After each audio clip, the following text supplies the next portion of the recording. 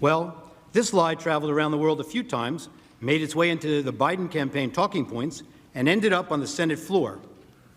The Charlottesville lie. Very fine people on both sides, except that isn't all he said. And they knew it then, and they know it now. Watch this. But you also had people that were very fine people on both sides.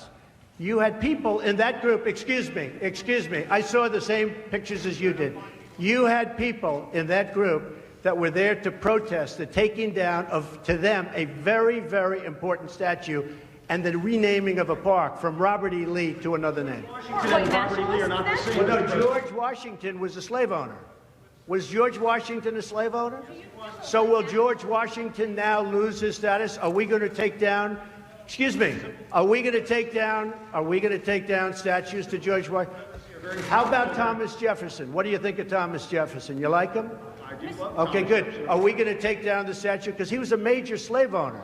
Now we're going to take down his statue. So you know what? It's fine. You're changing history, you're changing culture, and you had people, and I'm not talking about the neo-Nazis and the white nationalists, because they should be condemned totally. But you had many people in that group other than neo-Nazis and white nationalists, okay?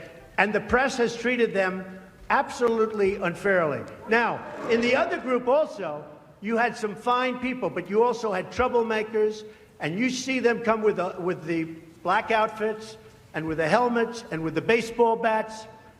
You had a lot of bad people in the other group too. The press is treated unfairly, sir. I'm sorry, I just didn't understand what you were saying. You were saying the press has treated white nationalists unfairly? No. I just didn't understand what you were saying. No. There were people in that rally, and I looked the night before. If you look, there were people protesting very quietly the taking down of the statue of Robert E. Lee. I'm sure in that group there were some bad ones. The following day it looked like they had some rough, bad people, neo-Nazis, white nationalists, whatever you want to call them.